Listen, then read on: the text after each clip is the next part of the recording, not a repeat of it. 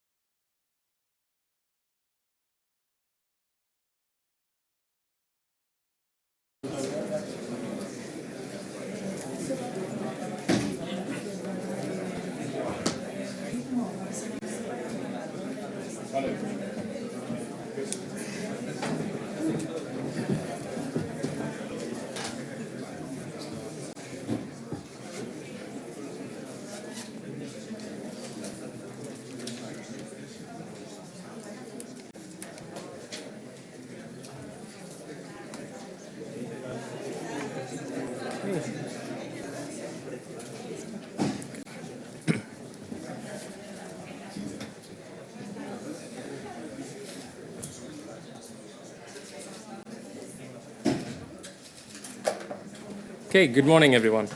Buenos días a todos.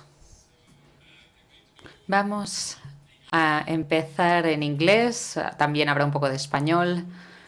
Tengo unos panelistas increíbles conmigo, pero quisiera presentarme. Soy Akshay Kopa, soy uno de los socios y cofundador de Euroland IR en Suecia. Ayudamos a las empresas cotizadas con mejores soluciones y prácticas para mejorar sus relaciones con los inversores. Nos habrán visto en muchas páginas web de clientes españoles, creo que 28 de las 35 empresas del IBEX 35. Pero basta de mí, voy a pasar a los panelistas. Quisiera comentar algo primero. Vamos a hacer algo distinto en este panel. Tenemos un panel increíble, con mucha experiencia, distintos ángulos. Es un panel muy enriquecedor. Sin embargo, también tenemos una increíble audiencia de empresas de la TIBEX, de Latinoamérica, inversores, funcionarios, economistas, panelistas, etcétera. Por tanto, me gustaría... veo que también hay estudiantes. Quisiera invitarles al panel a participar. Vamos a tener un panel interactivo y les voy a explicar las instrucciones ahora. Quisiera, por favor, que accedieran a esta página web antes de introducir el panel. Por favor, saquen sus móviles, accedan a www.menti.com utilizando el código QR. Hay un corazón debajo para darnos su apoyo. Muchísimas gracias. Ahora pasamos a los panelistas increíbles que tenemos aquí hoy. Ignacio Arnau, gestor de carteras en Bestinvest, con más de 20 años de experiencia, centrándose en Latinoamérica. Por favor, preséntese, Ignacio. Muchísimas gracias, buenos días. Es un placer estar aquí de nuevo. Gracias por la invitación. Como ya ha comentado Akshay, llevo más de 20 años en Latinoamérica. Empecé mi carrera en Deutsche Bank en Londres, de hecho. Hace muchísimo tiempo. No nos vamos a remontar con las fechas, pero luego empecé en los mercados emergentes, en fondos de mercados emergentes. Luego me mudé a Nueva York a desarrollar y llevar el negocio de títulos latinoamericanos para Deutsche Bank. Y luego, durante más de 15 años en el banco, decidí crear un fondo de cobertura desde Nueva York centrado en Latinoamérica. Durante los últimos 6 años he vuelto a Madrid, he vuelto a aquí para trabajar en Bestinver, y durante 5 años llevo los fondos latinoamericanos de Bestinver. Muchas gracias, Ignacio. Ahora quisiera presentar a Óscar Esteban Navarro, director de ventas en Fidelity, con también una larga trayectoria. Va a presentar el punto de vista de sus gestores de carteras, pero nos va a encantar sus respuestas porque es un tío de ventas. Todos, yo creo que voy a cambiar a español, ¿no? Nos entendamos mejor. Yo sí, efectivamente, y como él bien decía, la Fidelity, yo no soy gestor, soy director de ventas, y los gestores de Fidelity, del Fidelity Latinoamérica, no podían estar aquí porque están precisamente en un viaje de visitar compañías allí en Latinoamérica, y por eso he tenido que ser yo y tengo el honor de estar hoy aquí. Estamos hablando de que este equipo gestor gestiona 700 millones de dólares en inversiones en Latinoamérica a través de fondos o de carteras mandatadas por parte de nuestros clientes. con un equipo de 3 personas gestionando, y detrás de esas 3 personas gestionando tienen 52 analistas especializados en lo que es la región de América, ya sea Norteamérica o Suramérica, con lo cual la profundidad que nosotros tenemos a la hora de analizar las compañías latinoamericanas es bastante importante y nos da una capilaridad para poder abordar la inversión en compañías, porque es lo que hacemos, invertir en compañías. Somos selectores de abajo arriba y es así como nosotros gestionamos las compañías en Fidelity y en especial en Latinoamérica. Perfect. Thank you, Oscar. Yes, next. Muchísimas gracias, Óscar. Ahora paso a Alejandro Varela, gestor en Renta 4, 17 años de experiencia en Renta 4 y muchos otros con otras organizaciones. Adelante. A todos, gracias, Akshay. Bueno, en primer lugar, agradecer, como no puede ser de otra forma, a Bolsas y Mercados por esta invitación ya que tenemos clásica, ¿no? En el foro Latibex, una edición más. Tengo el orgullo de participar y de estar aquí con todos vosotros. Yo soy gestor de fondos de inversión en el grupo Renta 4 y soy el encargado del fondo Renta 4 Latinoamérica desde el año 2006. Es decir, que es un fondo en el que tenemos siempre una especial ilusión porque somos una casa que tenemos una especial vinculación con Latinoamérica. Renta 4 tiene oficinas locales en Chile, en Perú y también en Colombia. Y bueno, es una región que yo creo que para el inversor español siempre ha tenido un atractivo especial. Muchas compañías españolas invierten ya desde hace más de 2 décadas en Latinoamérica de manera muy importante y somos muy conscientes de la capacidad de crecimiento que tiene la región y del potencial que tiene la región en el mundo de la inversión. Y bueno, la verdad es que estamos muy orgullosos de tener un producto como el Renta 4 Latinoamérica. Y bueno, estamos encantados de venir aquí a enseñároslo y a explicaros cómo lo gestionamos, ¿no? Thank you so much. Muchísimas gracias. Perfecto. Para dar cifras, hay 60 personas asistentes. Muchísimas gracias. Vamos a empezar de forma graciosa antes de pasar al panel. Por tanto, aquí tienen las instrucciones en pantalla. Sí, perfecto. Empecemos con una predicción divertida. Prediga el resultado del partido España-Costa Rica. A ver los resultados en directo, cómo entran.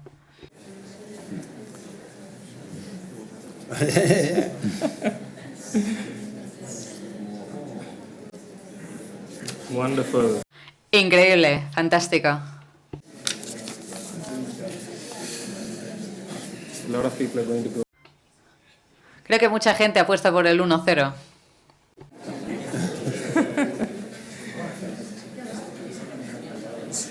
If it is a draw, it's the ref's fault always, okay? Increíble, así es como va a funcionar el panel. Durante el panel habrá preguntas que tendrán que contestar por teléfono y así los panelistas pueden contestar a dudas que surjan de estas preguntas.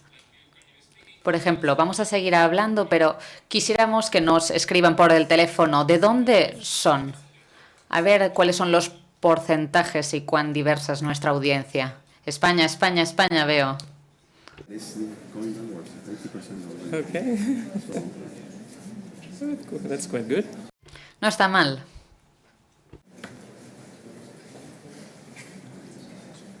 I don't think that how can you write this in Spanish, but my colleague. Me han ayudado con la traducción, yo no sé escribir español. Fantástico, muchísimas gracias. Vamos a hacer las cosas diferentes en este panel, así que mantengan el móvil en la mano. Pero empezamos con el capítulo 1, el caso curioso de Latinoamérica y su rendimiento histórico. Voy a mostrar aquí en pantalla una tabla con los rendimientos medios para los fondos. Están divididos por regiones.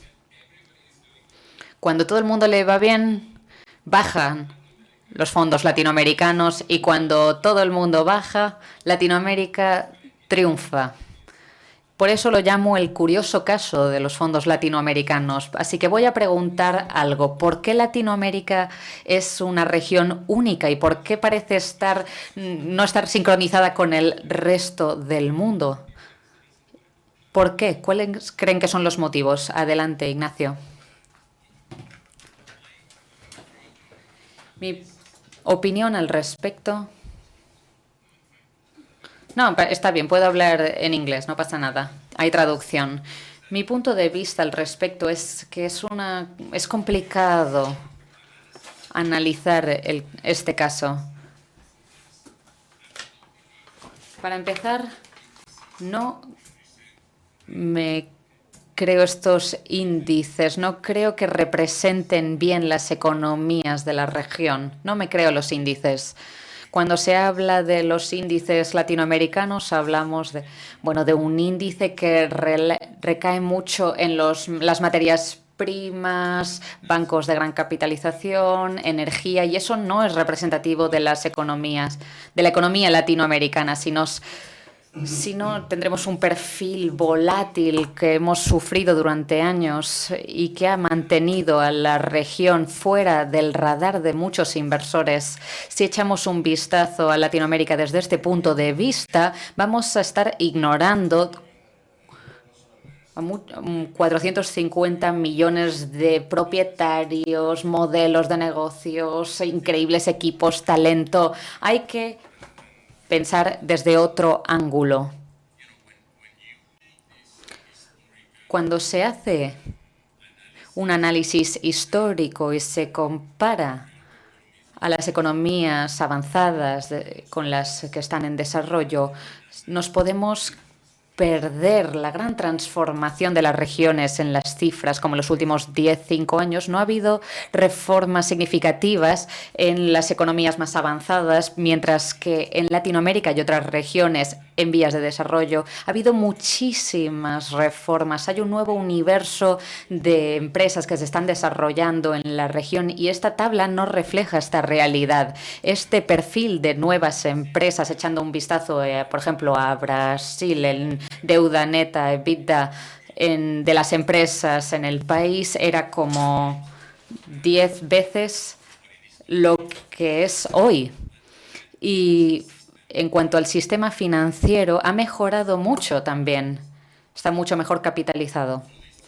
Entonces, esta evolución, esta transformación de la región se pierde cuando echamos un vistazo a estas cifras con este análisis. Estos no es los resultados de los fondos de renta fija, sino los resultados de los gestores. ¿Significa esto que los gestores no están siguiendo los índices? La mayoría sí. Es el rendimiento de los gestores lo que vemos aquí, pero nos centramos muchísimo en índices. Más del 80% de nuestro fondo se centra en los índices y creemos que esto ofrece una forma distinta, una exposición distinta a lo que se puede conseguir normalmente con otros medios. Muy bien, muy interesante. Alejandro, pasamos con usted. Bueno, yo creo que hay que explicar lo que ha pasado este año, ¿no? Que ha sido diferencial de otros años, ¿no? Cuando preguntamos si realmente Latinoamérica tiene una evolución que es diferente a la del resto de regiones geográficas, yo creo que en realidad no. Lo que pasa es que este año hemos tenido varios hechos un poco diferenciales, ¿no? Que han marcado la actualidad, ¿no? de estos fondos, ¿no? Algo que no ocurría en el pasado reciente, y es que hemos visto un punto de inflexión en el comportamiento de las divisas, ¿no? Una buena parte de la rentabilidad que estamos viendo aquí, cuando medimos la rentabilidad para el inversor europeo, proviene este año del comportamiento de las divisas, ¿no? Que en particular de las divisas más fuertes de Latinoamérica, el peso mexicano o el real brasileño, pues ha sido extraordinaria, ¿no? Frente al euro, incluso también frente al dólar, a pesar de la fortaleza del dólar, ¿no? Que es, yo creo, otro de los puntos sobre los que hay que hablar o discutir en esta reunión, ¿no? A lo largo de esta reunión. En realidad, lo que ha ocurrido este año es que ha habido una percepción por parte del inversor de que el centro de gravedad del riesgo político y geopolítico se ha desplazado hacia el este. Si tuviésemos un mapa mundial, pues veremos que la preocupación se ha desplazado hacia Europa del Este como consecuencia de la guerra de Ucrania y hacia la zona de Asia también como consecuencia de las tensiones que hay con China, ¿no? y bueno, la desaceleración en China, etcétera, etcétera.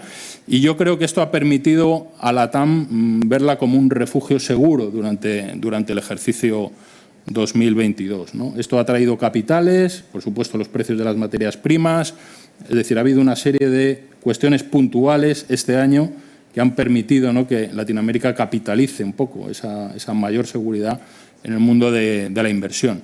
Esto no quiere decir que para el resto de años vayamos a ver un comportamiento en el que Latinoamérica vaya, digamos, desligada, ¿no?, de lo que es el crecimiento global o de todos esos factores que afectan al mundo de la inversión en términos generales. Okay. Oscar, you want to add something?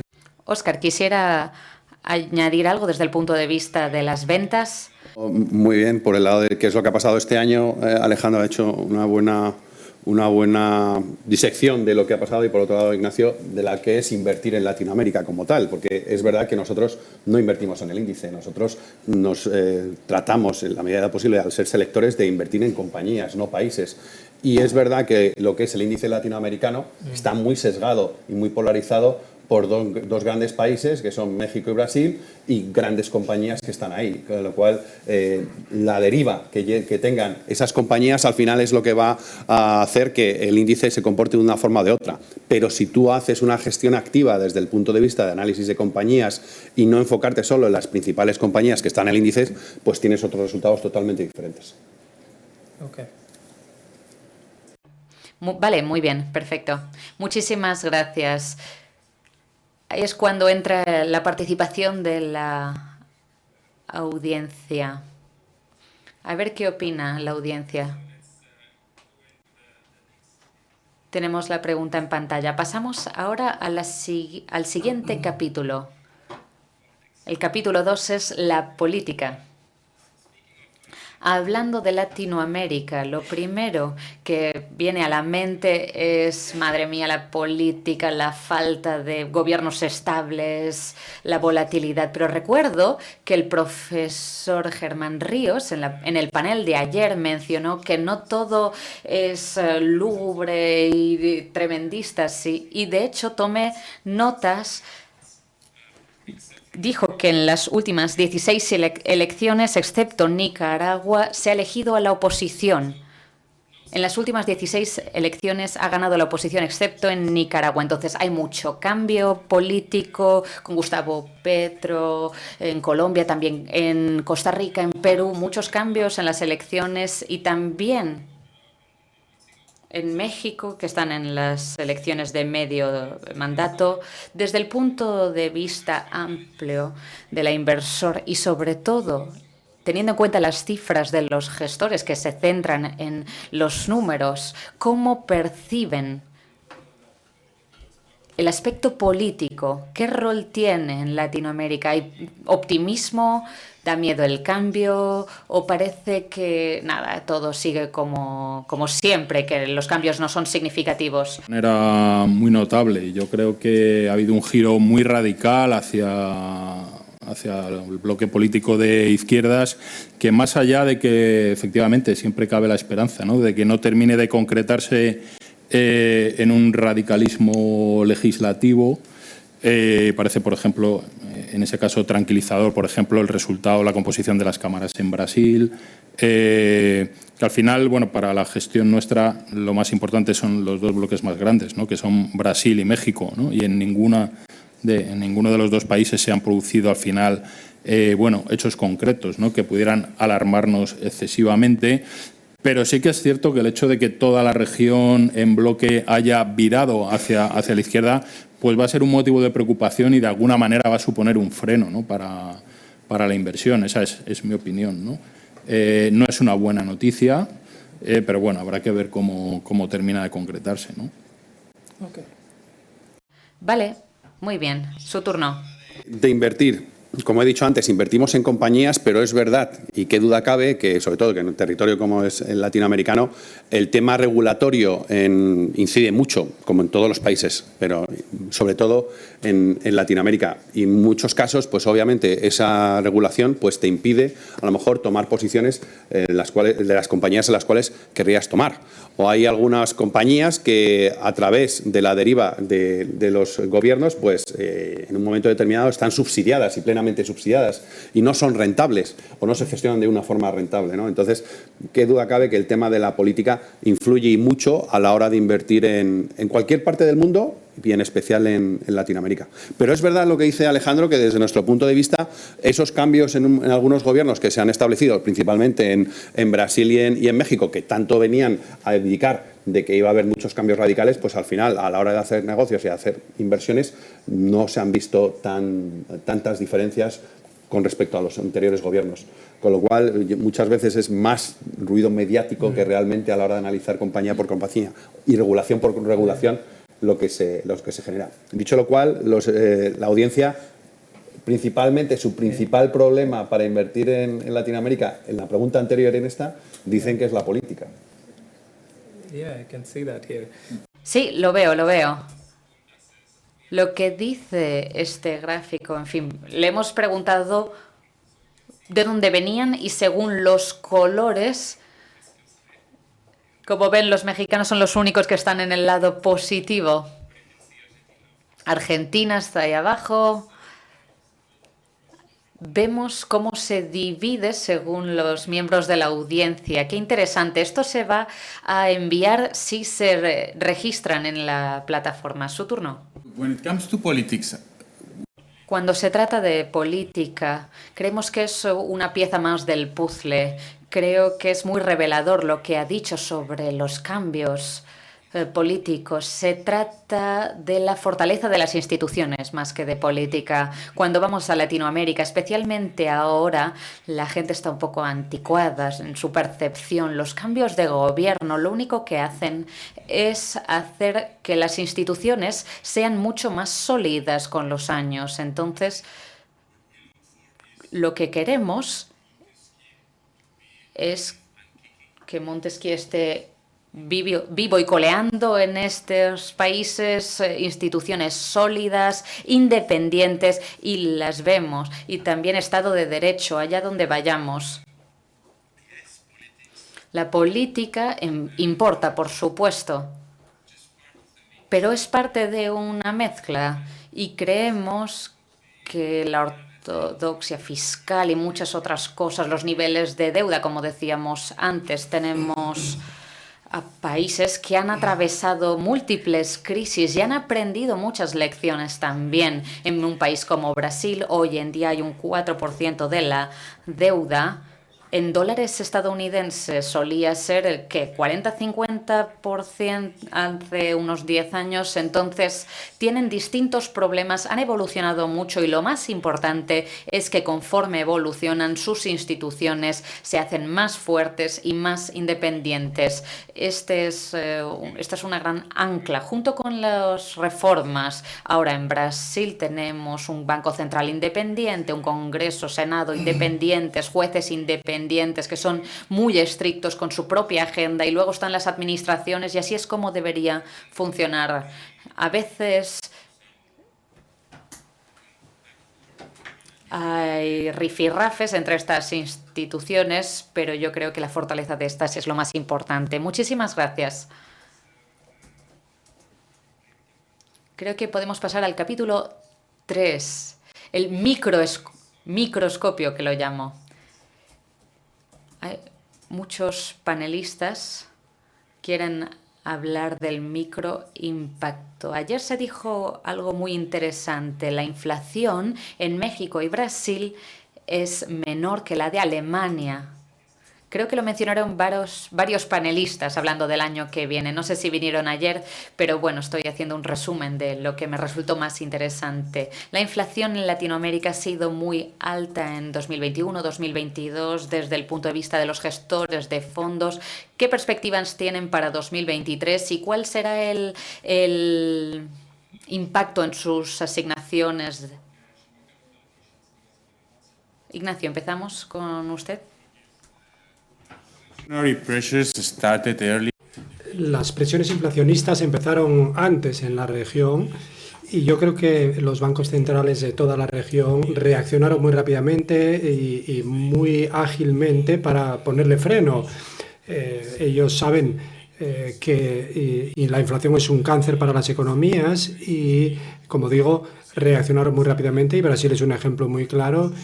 Y los tipos de interés fueron del 12 a 13,75 en 17-18 meses. Así que esto nos dice mucho sobre la decisión y la determinación de estos bancos centrales. Por otro lado, creo que ahora es difícil hacer una predicción. Después de todo este trabajo que han hecho, parece que Brasil... creemos que va a ser la primera vez en la historia que Brasil vaya por delante del resto del mundo en un proceso de endurecimiento, así que esperaríamos que Brasil fuera también el primero en bajar los tipos de interés el año que viene.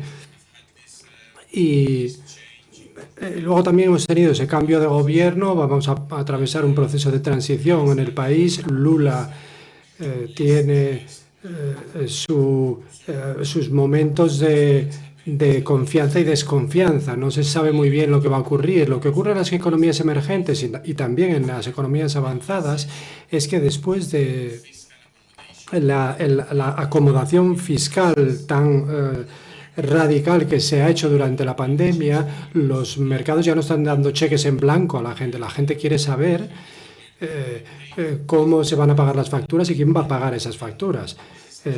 Y esto no está ocurriendo solamente en Brasil, como digo, ocurre en el Reino Unido, ha ocurrido hace un mes en el Reino Unido, de hecho.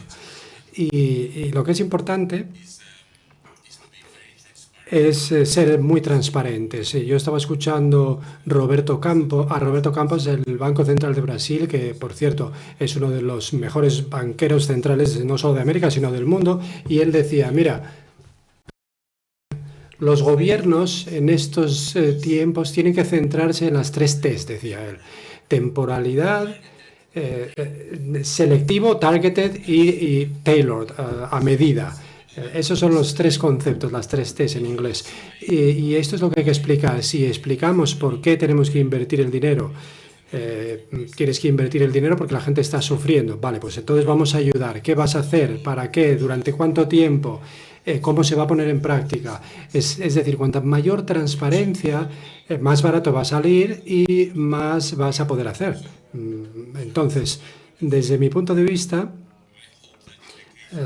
en el caso de Brasil, al menos eso espero, y en el resto de Latinoamérica, la gente va a ser pragmática y han sido fiscalmente responsables y yo creo que va a seguir siendo así y creo que podemos cosechar los frutos de ese duro trabajo que se ha hecho a lo largo de los 2 últimos años.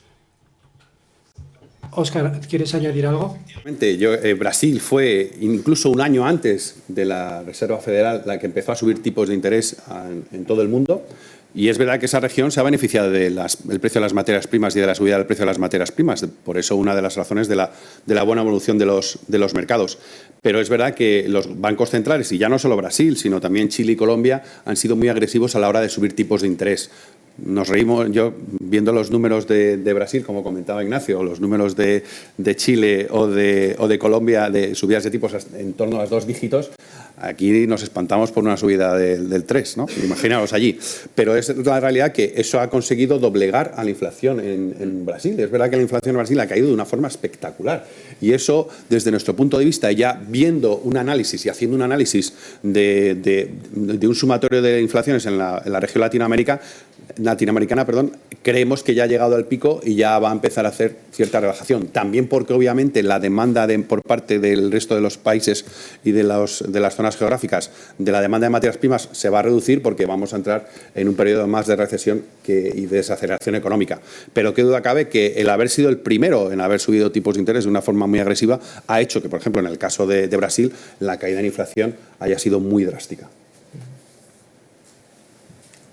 Muy bien, pues por complementar un poco, aunque ya se ha dicho bastante, la verdad es que efectivamente si hay algo que se le puede aplaudir a los países latinoamericanos, uno de los puntos fuertes a destacar es el manejo de la política monetaria, ¿no? Como han comentado mis compañeros. Esto es lo que ha permitido también, de alguna manera, esta subida de tipos de interés un poco anticipándose muy bien al momento del ciclo en el que estábamos, ha permitido que las divisas se apreciaran, como he comentado al principio del panel. Y bueno, pues la verdad es que esto va a permitir que para 2023 tengamos unos niveles de inflación pues mucho más controlados, ¿no? Ya en el entorno de los 4,5–5%, ¿no? Que todavía son niveles, para el estándar que utilizamos aquí en Europa, todavía son niveles elevados, pero que son mucho más asumibles en una región como Latinoamérica, muy acostumbrada a lidiar con este tipo de inflaciones, ¿no? Algo más preocupante es cómo va a afectar en términos de crecimiento. Yo creo que la región latinoamericana va a estar en crecimientos también bastante discretos en 2023. Esperamos que el año vaya de menos a más. Y esta es un poco la esperanza, ¿no? Que yo creo que pues, esa exposición que Latinoamérica tiene todavía a materias primas, creo que todavía le va a brindar pues, cierto favor para el próximo ejercicio. Creo que un posible despertar de la economía china, una reaceleración de China, también puede ser un punto de apoyo para Latinoamérica. Y bueno, yo veo la macro para el ejercicio 2023 como bueno, discretamente positiva, ¿no? Creo que estamos en un buen punto de partida, como han explicado los compañeros, y que ese manejo de la política monetaria siempre es un punto muy a favor para estos países. Okay. Alejandro, una cosa más. Hemos visto que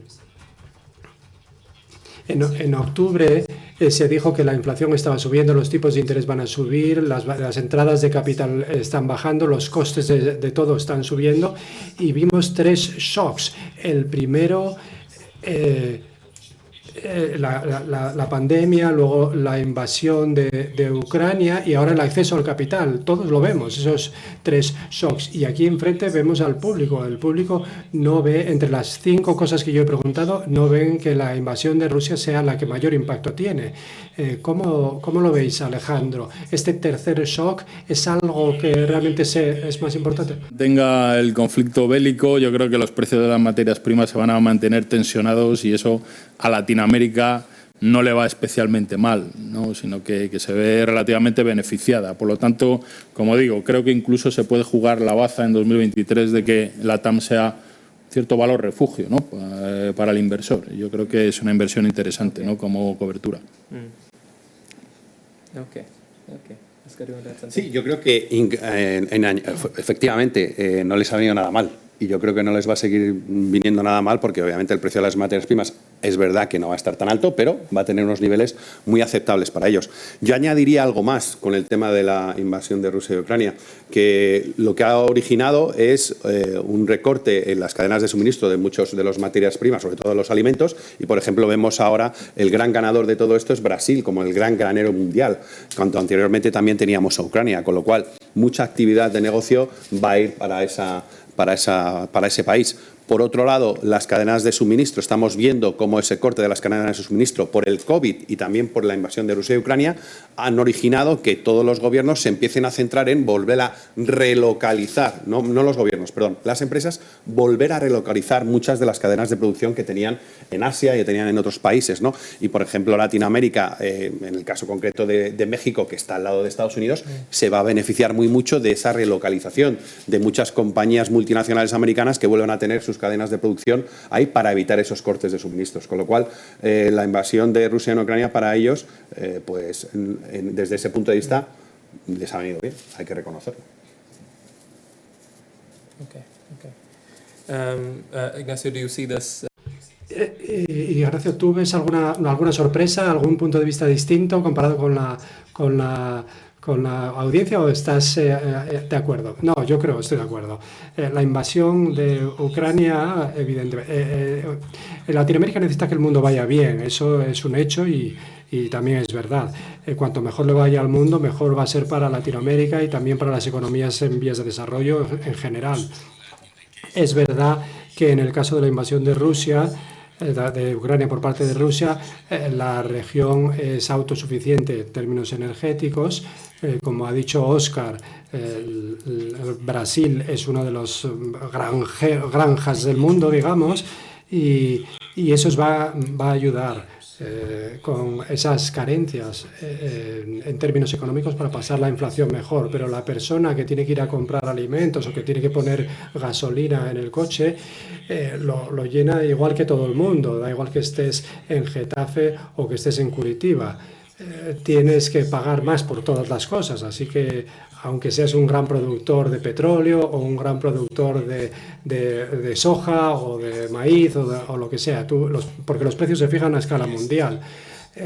Así que después la balanza de pagos, los países van a obtener más dinero y eso te va a beneficiar en último término, pero todo ello viene con una serie de contraprestaciones, digamos, ¿no? Así que estamos bien posicionados a ese respecto, pero preferiría no tener guerras y no tener tensión geopolítica y preferiría tener un mundo donde las cosas van bien para que todos podamos ir mejor. Muchísimas gracias. Bueno, vamos a ir al capítulo 4.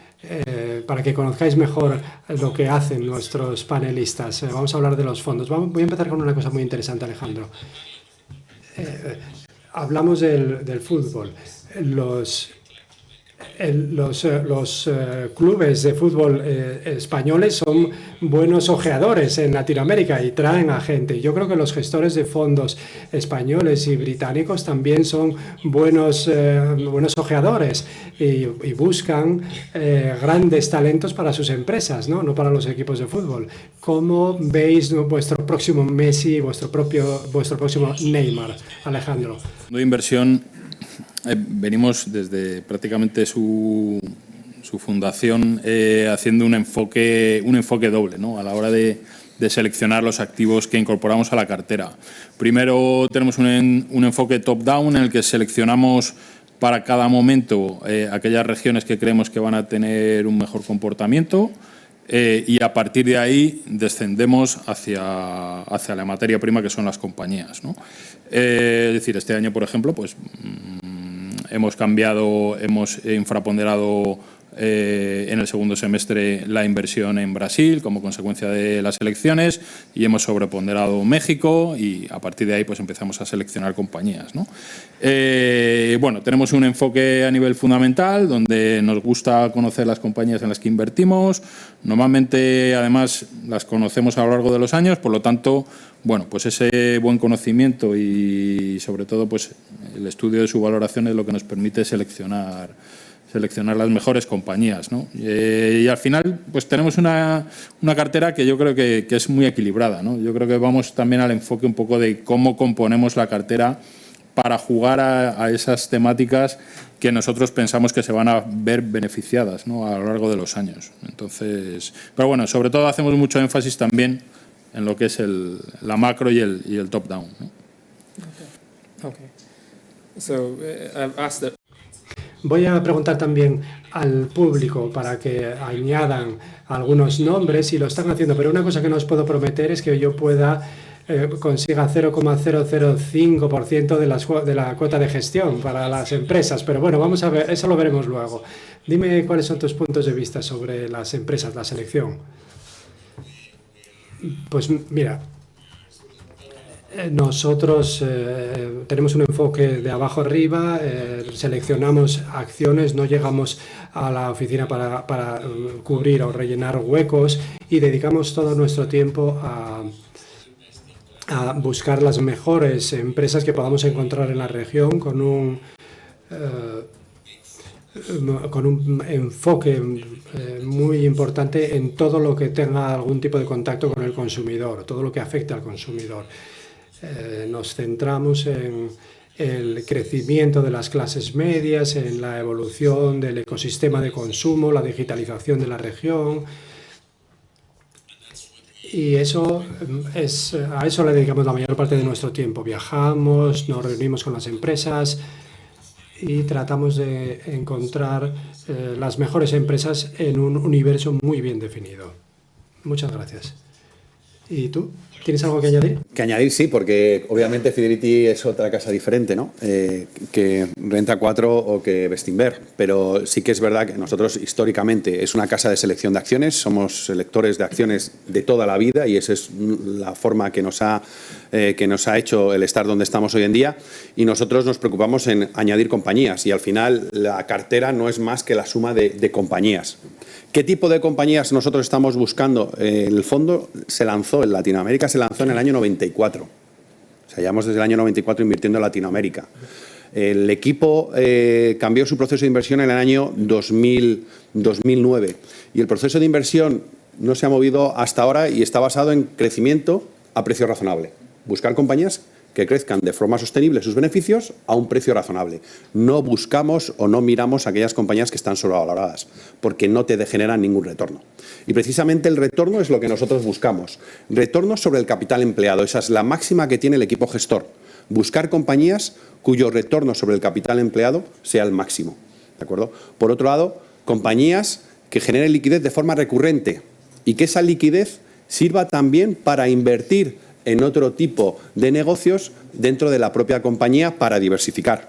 Y por otro lado, no menos importante, también una cosa muy importante es retribuir al accionista, pagar al accionista. Porque estamos hablando de Latinoamérica y obviamente Latinoamérica tiene ciertas connotaciones en las cuales en algunos casos los equipos directivos pues estaban enfocados para ellos, no estaban enfocados para el accionista. A nosotros nos importa muy mucho cuando hablamos de los países emergentes, y ya no solo hablo de Latinoamérica, sino de Asia también, de África, de buscar equipos directivos que lo que hagan es gestionar la compañía para sus accionistas, no para ellos. Y es una cosa muy importante que nosotros tenemos que tener en cuenta. Y sí, efectivamente, lo que tenemos que hacer es visitar compañías. El año pasado visitamos 263 compañías, tuvimos 263 mítines dentro de esas compañías y este año ya llevamos 248. Y cuando hacemos visita por compañía, no es ir a ver al consejero delegado y decirle qué tal, cómo estás y todo bien. No, no. Nosotros nos ponemos el mono de trabajo. Y el mono de trabajo significa, si tenemos que ir a una empresa minera, los analistas y los gestores quieren ir a la mina y bajan a la mina y se meten como mineros y ven cómo se extrae el mineral, etcétera, y la cadena de producción. Y es así como a Fidelity le ha resultado una gestión exitosa a lo largo de los años. Okay.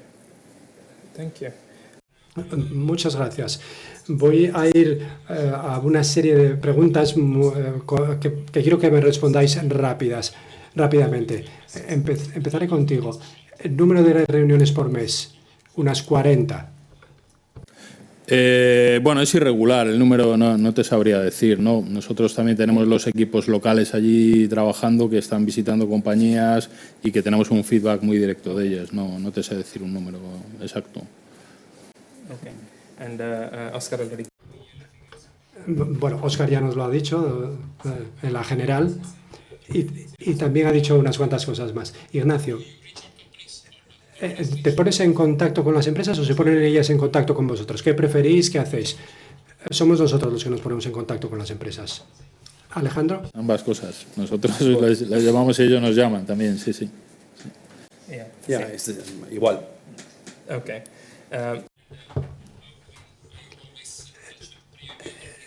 ¿Siempre estáis en contacto previamente?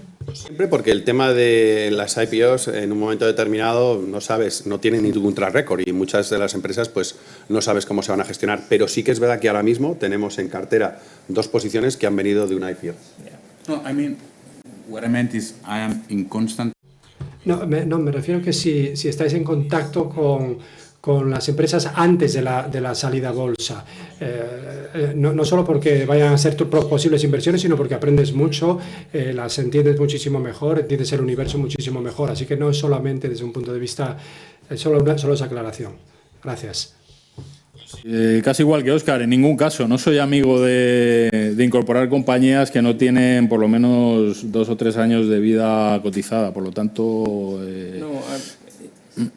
Okay. So, but you don't. Un seguimiento de las compañías, sí, pero no So las it's pretty incorporamos. much all the same, yeah. Yeah. O sea, son todos lo mismo, más o menos. Esta es una puntuación de 1 a 5, quiero. 1 sería no muy bien y 5 sería bien. ¿cómo puntuaríais las empresas latinoamericanas en términos de ESG? De 1 a 5, en términos de medio ambiente, social y gobernanza. Bueno, yo diría que yo les daría un 3. ESG para nosotros es una parte muy importante de nuestro proceso. De hecho, estamos solicitando una certificación para nuestro fondo de Latinoamérica y esperamos que podamos conseguir que todas esas empresas estén en 5 en el futuro próximo.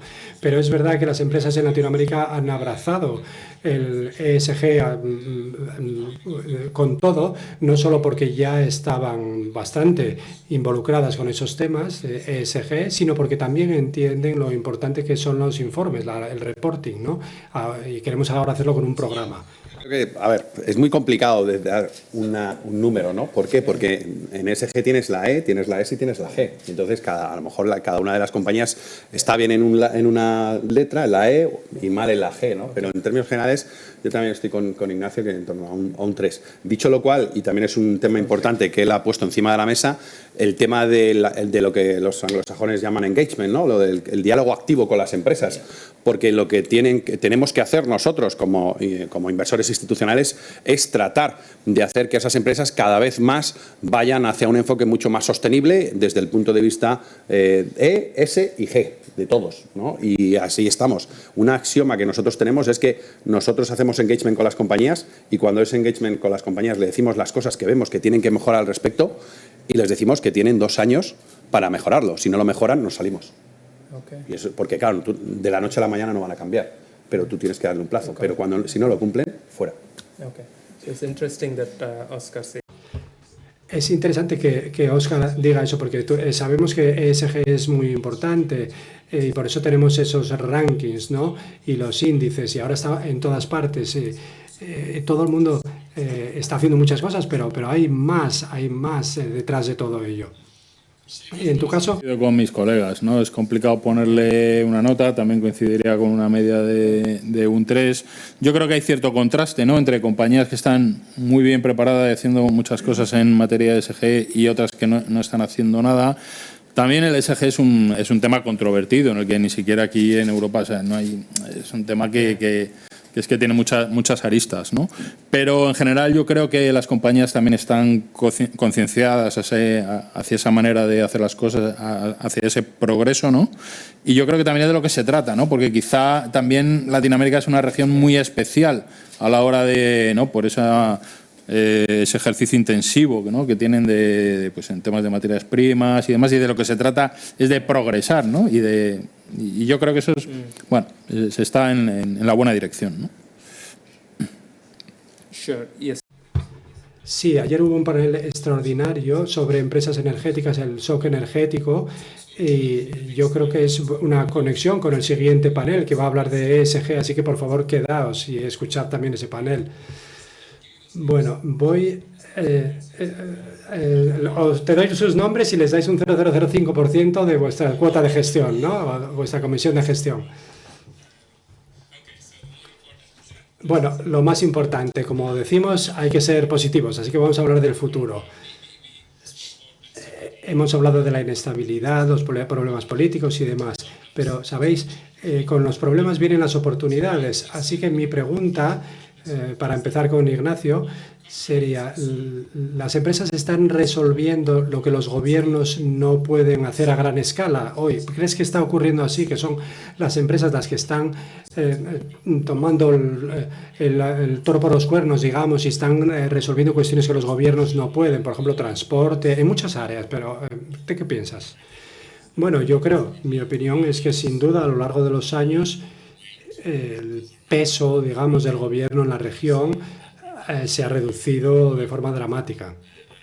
Y creo que el sector empresarial, tanto local como internacional, se ha percibido muy claramente que tenía que llenar ese espacio de una forma mucho más eficiente y productiva que los propios gobiernos.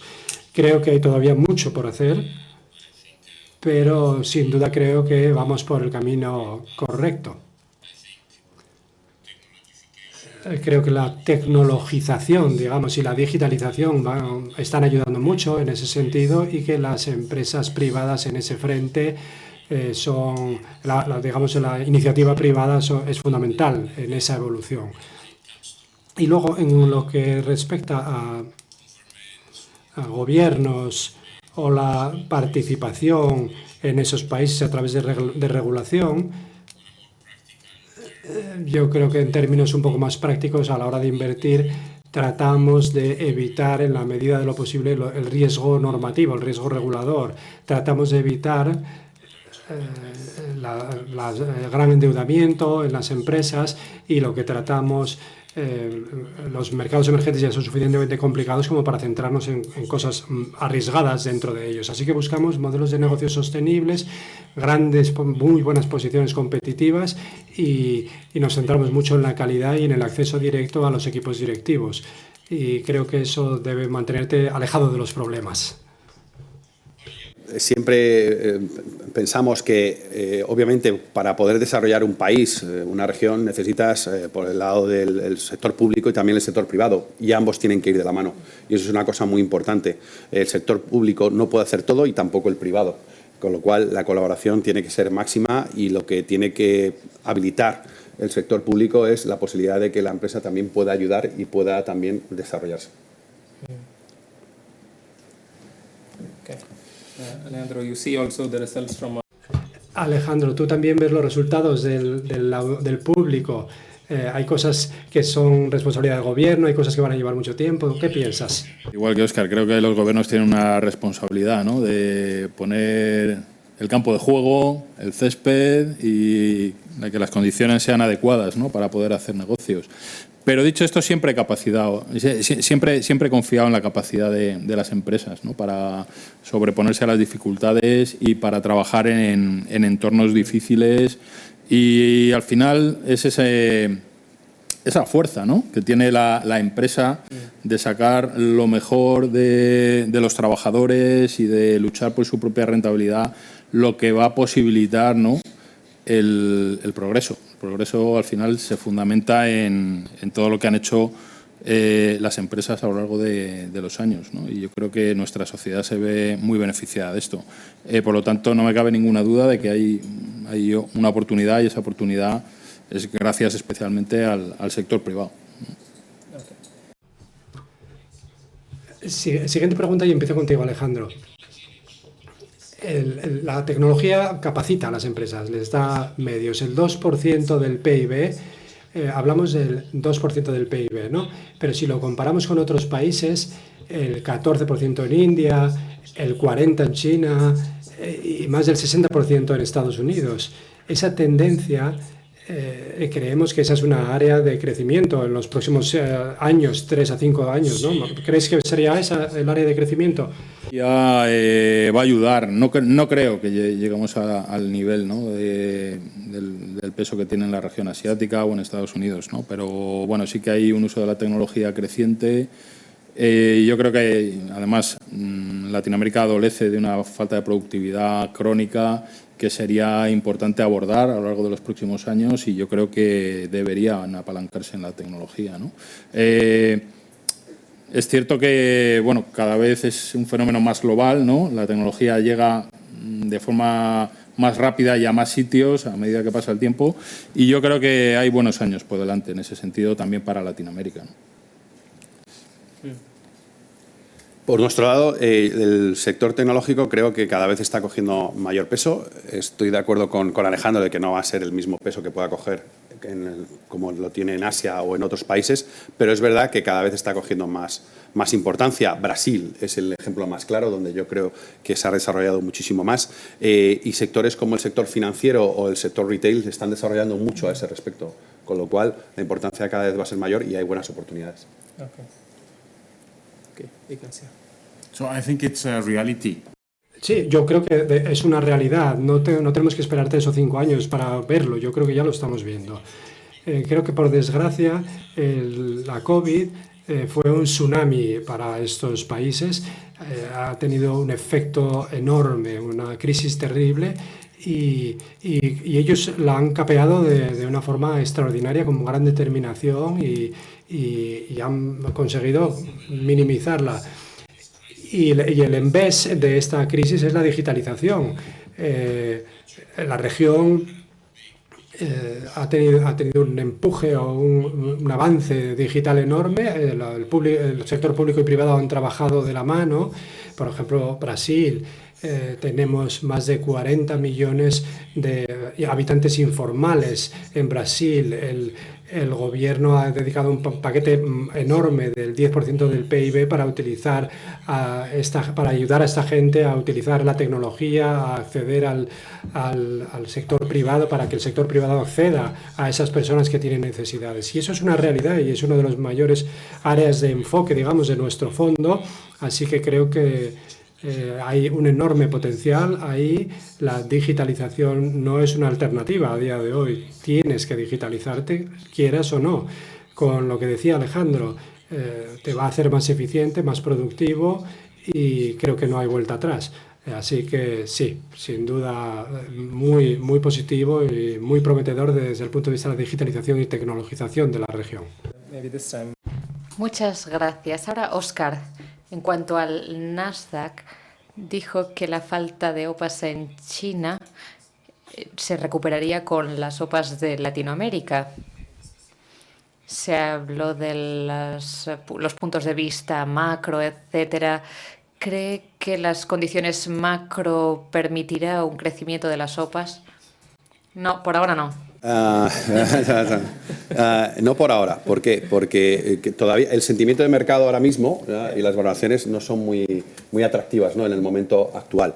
Pero sin duda en los próximos trimestres, cuando haya un mayor sentimiento y un mayor apetito inversor por parte de los inversores institucionales, seguramente haya mucho más de eso. Curiosamente, muchas de las compañías del sector tecnológico en Latinoamérica están siendo listadas en el Nasdaq. ¿Por qué? Porque los inversores americanos como que son tienen mayor aceptación todo el tema relacionado con la tecnología, ¿no? Y por eso son el objetivo de inversor por parte de esas compañías. Pero también hay compañías que no son del sector tecnológico que también están empezando a cotizar en el Nasdaq, y eso es algo interesante, ¿no? Están buscando ese target de mercado de inversor americano que entienda mejor su proceso de inversión y cuál es su negocio. Okay. Do you have... Ignacio, ¿quiere añadir algo respecto de las OPAs? En cuanto a las OPV, como decía Óscar, estamos atravesando un periodo en que los mercados de capitales están cerrados, básicamente, para este tipo de OPVs en la región, pero considero que hay que mantenerse centrado en una región, Latinoamérica, que ha sido el mayor destino de capital riesgo en los últimos años. Ha habido un gran crecimiento en el número de unicornios. Se entiende el efecto multiplicador de la creación de estas empresas. Hablo de Nubank, por ejemplo, uno de los neobancos más grandes del mundo actualmente. Cuando se crea un producto así, hay un efecto catalizador duradero alrededor, y la gente, las empresas privadas como Rappi, que han atraído muchísimo capital, y otras como Expi, Locaweb, etcétera. Hay muchísimos ejemplos y grandes empresas a la espera, esperando a esa próxima ventana, como Creditas. Creo que hay una fila muy saludable de empresas, digamos, que están por llegar, y en cuanto las cosas se calmen, sin duda veremos una nueva ronda de OPVs, de salidas a bolsa. Bueno. Aquí se ha comentado, ¿no? Ha habido una serie de compañías que en los últimos años han abierto un poco línea, ¿no? Muchas de ellas brasileñas, ¿no? PagSeguro, está Mercado Libre, etcétera.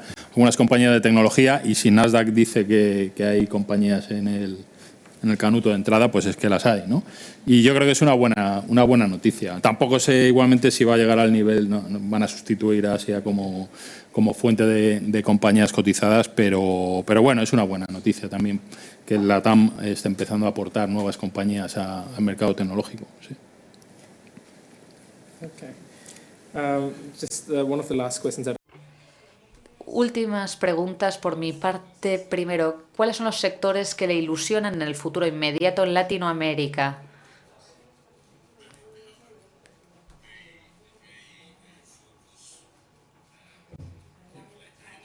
Tenemos un foco muy definido. Nos centramos mucho en todo lo que tiene que ver con el consumidor, la digitalización de la región y también el crecimiento de la clase media. También la evolución del ecosistema del consumidor. ¿Qué significa esto? Cuando pensábamos en los consumidores, solíamos pensar en comida, restauración, bebida, y ahora, con la llegada de este aparatito y con la creación de las plataformas, cuando pensamos en consumidor, se ha transformado la definición.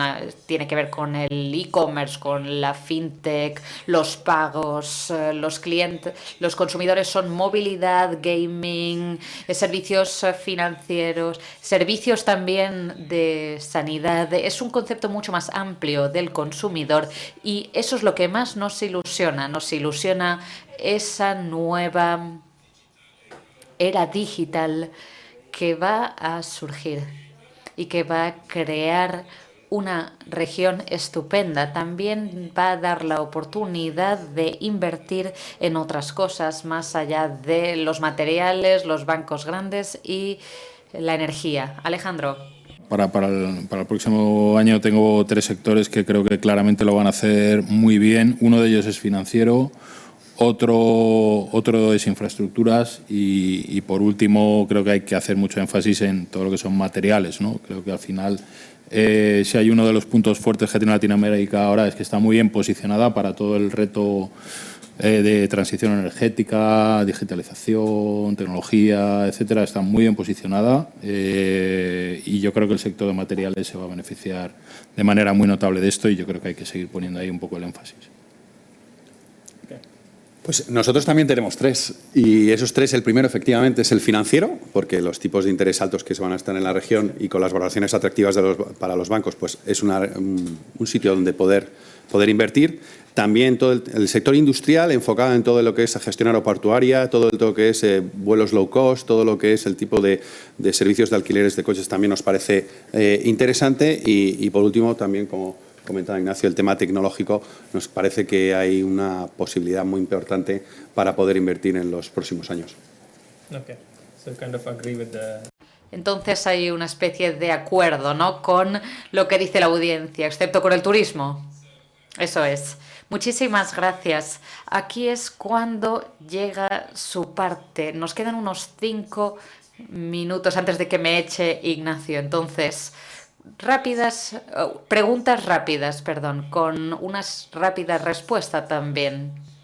Están en español en la pantalla. Es mejor si ustedes las contestan, porque yo no quiero hablar español y que se ría todo el mundo. Venga, panelistas.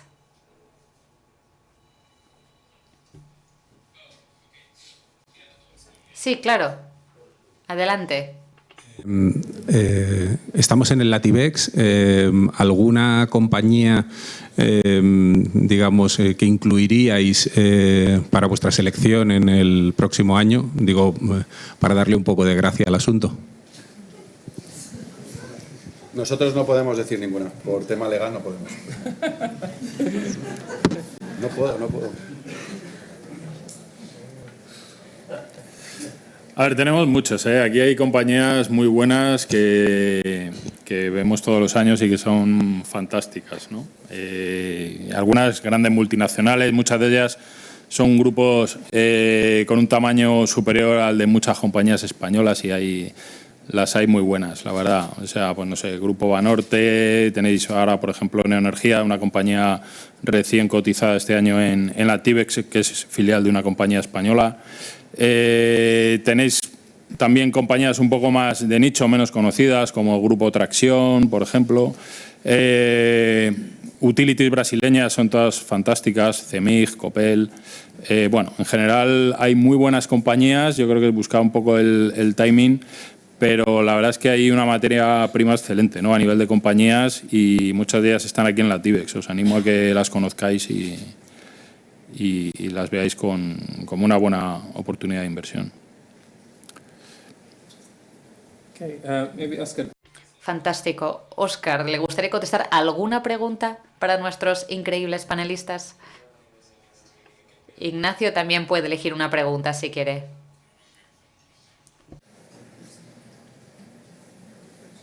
Yeah.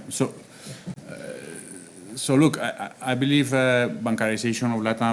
Yo creo que la bancarización de Latinoamérica y la democratización de la financiación, del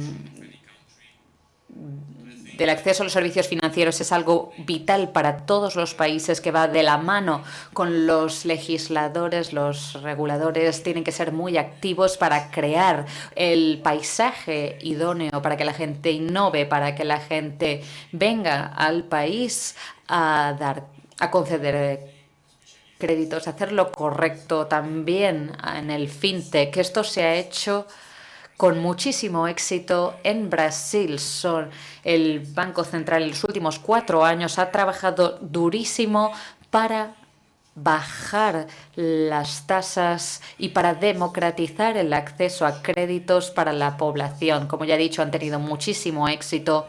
Y esto lo que hace es marcar una gran diferencia. Lo hemos visto en la mayor economía de la región, y ahora lo que necesitamos es lentamente, pero con paso firme, ver cómo evolucionan los demás países. Hay actores gigantescos en esta región que quieren traer estos mismos modelos a Perú, a México, a Chile y a la mayoría de los países latinoamericanos, y esperamos que tengan éxito y esperamos que se reúnan con legisladores que quieran crear las condiciones idóneas para que estos inversores y para que estas personas triunfen y lleven los créditos a todas las partes del país, no solo las capitales. Óscar, ¿y esta pregunta? Nosotros tenemos, la pregunta es ¿cómo medís el riesgo ESG, modelo propio o proveedores externos? Y nosotros tenemos en Fidelity desde el año 2009, hemos ido fichando gente especialista en todo el tema relacionado con ESG para que entrene a nuestros analistas que históricamente han sido analistas de fundamentales, pero obviamente ante las nuevas exigencias del mercado se tienen también que enfocar también en el tema ESG para que su análisis salga un análisis de fundamentales y un análisis de ESG.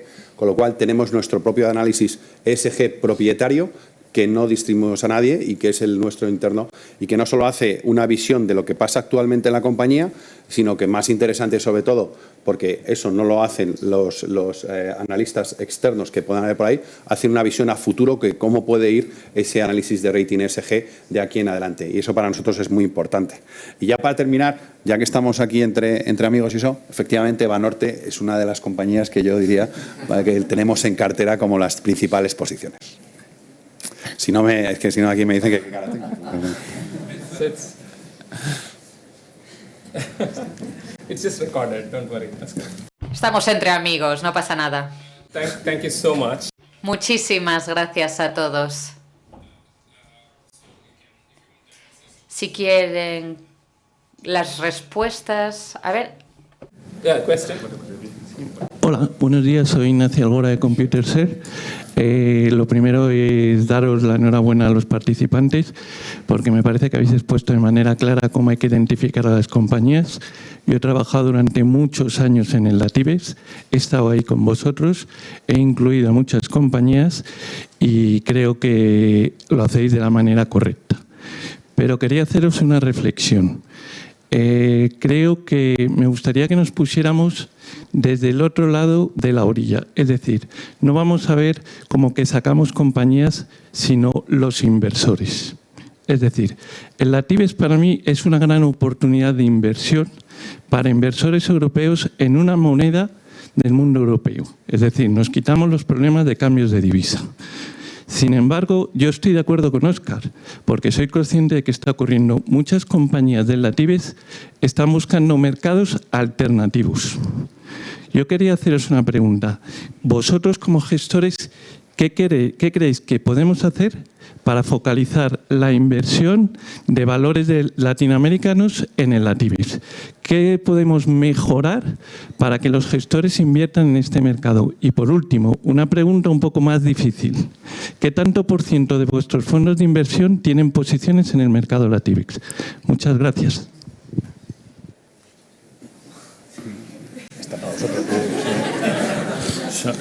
Son preguntas muy difíciles, ¿eh? Muy difíciles. No sé, me vas a permitir que no que me salga por la tangente, pero sí que es verdad que esto, antes de entrar en el panel, comentando con mi colega, estábamos hablando de lo mal que se ha vendido, que se ha sabido vender Latinoamérica. Es decir, en el mundo de la inversión hay una percepción de Latinoamérica que no es probablemente la que tenemos la gente que componemos este panel, ¿no? Asia se ha sabido vender mucho mejor, ¿no? Como área emergente. Entonces, no hay esa falta de puntito de interés por parte de los inversores internacionales, de los grandes inversores. Es decir, yo como gestor desde el año 2006 de un fondo que invierte en Latinoamérica, veo que lo que me entra en el fondo son inversores retail a los que convencemos casi uno a uno para ir entrando en lo que nosotros consideramos que es una oportunidad, ¿no? Y yo creo que esto no se ha sabido, no se ha trasladado bien, ¿no? En el mundo de la inversión. Entonces, la pregunta que haces es muy compleja. Oye, ¿qué podemos hacer para que esto realmente esté en el lugar donde debe estar, ¿no? No sé, yo creo que es un trabajo colectivo de todos. Un poco el vender la región, ¿no? Y lo cierto es que hay algunos puntos clave que siempre sobrevuelan la cabeza de los inversores y que están ahí molestando, ¿no? Y que yo venga aquí y tal y diga, joder, es que tengo dudas porque al final ha habido un cambio político y sé que en algún momento, zasca, me van a pegar el hachazo, ¿no? O las divisas, zasca, me van a pegar el hachazo, ¿no? Y son pequeños problemas que hay que solventar, ¿no? Pero nada de lo que se ha dicho aquí es incierto. O sea, todos creemos en el potencial de la TAM y hay veces que la TAM lo demuestra y creo que este año es el perfecto ejemplo, ¿no? Pero no sé, no hay una respuesta certera a esa pregunta que has hecho, ¿no? Todos estamos peleando desde hace muchos años porque la TAM tenga una posición distinta y lo seguiremos haciendo, ¿no? Porque creemos en la región. Otra parte muy importante es que las compañías españolas, especialmente las compañías españolas, desde el principio de los 80 hicieron una apuesta importantísima por América Latina y que ha reportado, en cierto modo, beneficios, también sin sabores, ¿eh? Entonces, bueno, es ese juego difícil, ¿no? De establecer un equilibrio entre riesgo y oportunidad. Y yo creo que estamos en la buena línea, pero que bueno, hay que seguir empujando, ¿no? Pero tu respuesta, lo siento, es complicada. Si queréis añadir algo. Fantástico. Es que no tenemos mucho tiempo, creo. Como quiera. Podemos acabar con conclusiones rápidas. Yo diría, para acabar, por ejemplo, que tenemos que crear liquidez cuando nos frustra la falta de actividades porque buscamos dónde está la liquidez. Y es difícil estar activos o tener un índice muy activo en Madrid negociando en Latinoamérica sin el apoyo adecuado de bancos y otras casas de negociación para aportar esa liquidez y para ser capaces de ofrecer estos productos a los usuarios que tenemos en este uso horario. Digamos, en los últimos 10 años ha sido muy duro para la región. Muchos fondos que solían invertir únicamente en Latinoamérica se mezclaron con otros fondos de mercados emergentes y otras regiones, y ese enfoque dedicado lo hemos perdido en el caso de muchísimos gestores de activos. Esta combinación nos puede hacer nos puede poner en una posición donde es difícil revitalizar el mercado o conseguir liquidez desde aquí para gente como nosotros, para que podamos invertir directamente en nuestras empresas a través de Madrid. Para mí, la liquidez es clave para nosotros. Muchísimas gracias y gracias de nuevo a BME por organizar este panel fantástico. También quisiera dar las gracias a Alba y Diego, que me han estado ayudando con la traducción simultánea para que el panel saliera bien. Muchísimas gracias. Por último, increíble panel. Muchísimas gracias. Un aplauso.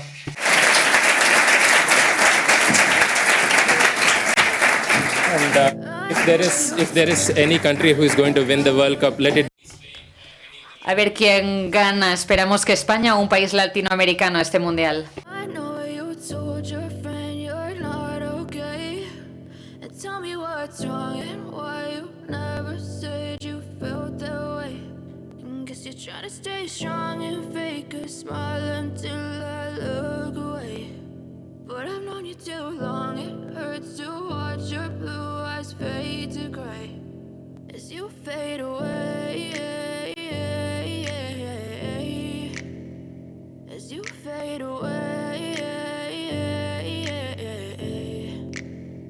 Yeah, I'm about to fade away, cause every time I wake up I feel like it's Monday. Something's going wrong with all the chemicals up in my brain. All of a sudden I don't look at anything the same way. Got a build up of my thoughts sitting in an ashtray.